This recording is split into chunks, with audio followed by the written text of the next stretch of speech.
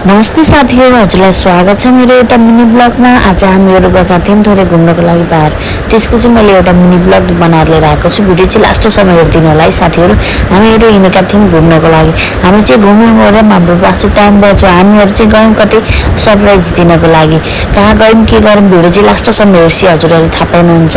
त्यही भएर भिडियोलाई चाहिँ लास्टसम्म हेरिदिनु होला है साथीहरू। ओके, फेरि कमेन्ट चाहिँ गर्नु होला नि कस्तो लाग्छ भिडियो। आइपुग्यौँ ब्रह्मपुत्र साइड उज्जैन बजार पार्क है साथीहरू। मेरो छोराछोरीलाई हेर्नु न पछाडि, खालि यो पार्क त हाम्रै लागि जस्तो देखिन्छ। यहाँबाट हेर्दाखेरि त मान्छेहरू सायद अगाडि हुनुहुन्छ होला। तपाईँहरू पनि हेर्नु होला साथीहरू, इन्जोय गर्नु होला। हजुर दौडा छोराछोरी, यो पार्क तिमीहरूकै हो। ए अर्को छोरो त यहाँ सुत्दियो, मेरो सानो छोरो चाहिँ। पार्कको भित्रको नजारा चाहिँ एकदम राम्रो है साथीहरू, एकदम शान्ति छ। हामीहरू चाहिँ फाइनल्ली भित्र छिरिसकेका थियौँ। यति शान्ति लाग्यो नि, यति राम्रो छ नि जग्गा। अनि हामी चाहिँ फोटो भिडियोहरू खिच्यौँ, बनायौँ थोरै। यताउता हिँड्यौँ, केटाकेटीलाई खेलाउने जग्गातिर गयौँ। हामी चाहिँ अगाडि बच्चाहरू खेल्ने जग्गा पनि छ। यति इन्जोय गर्यो नि हाम्रो नानीबाबुले चाहिँ, भिडियोमा हेर्न सक्नुहुन्छ।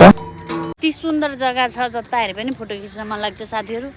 फोटो खिच्दा मोबाइलको स्टोरेज फुल हुन्छ, तर फोटो खिचिराख्न मन लाग्छ है। यस्तो दामी जग्गा छ। वाउ, ब्रह्मपुत्र साइडमा चिसो हावा ब्रह्मपुत्रको। अनि पार्क के भन्नु, वाउ। यहाँ चाहिँ पुरा बच्चाहरू खेल्ने जग्गा पनि रहेछ साथीहरू, हेर्नु।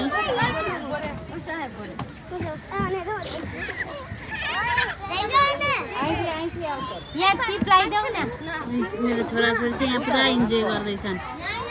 बाबु चाहिँ उहाँ माथि गएर पसेछ। चिप लगाइदेऊ न, डराउँछ। वाह, आऊ आऊ आऊ आऊ, ल।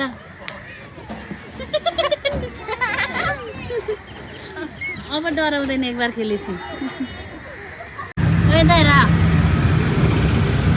कहाँ निकाम रे हामी? सरप्राइज दिनलाई हामी चाहिँ अब यति राति भइसक्यो। हामी चाहिँ घुमेर फर्किँदाखेरि हामी चाहिँ अब सिधा जाँदैछौँ दिदीको घर, कल्पना दिदीको घर। त्यही पनि सरप्राइज दिनको लागि केटाकेटी सुत्दा दिदी पुरा अब कस्तो हुन्छ दिदीको रियाक्सन हेर्नु होला है साथीहरू। भिडियो चाहिँ लास्टसम्म। हामी चाहिँ हिँड्दैछौँ। ती रातको चाहिँ हामी चाहिँ घुम्दा पुरा राति नै भेट्यौँ। यो गुवाहाटीको रास्ता चाहिँ जातै बन्दैछ, जता गए पनि रास्ता बन्दैछ। जति बनाइ पनि सकिँदैन, बाटो चाहिँ यस्तो छ खतरा। साथीहरू हामी चाहिँ यहाँ नामिसक्यौँ अटोबाट। दिदीहरू चाहिँ उहाँ सबैजना पसलको बाहिर बसिराख्नु भएको छ। हेरौँ है फाइनली दिदीहरूको रियाक्सन चाहिँ के हुन्छ।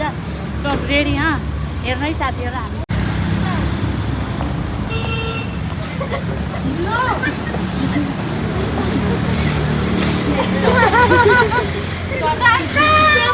सरप्राइज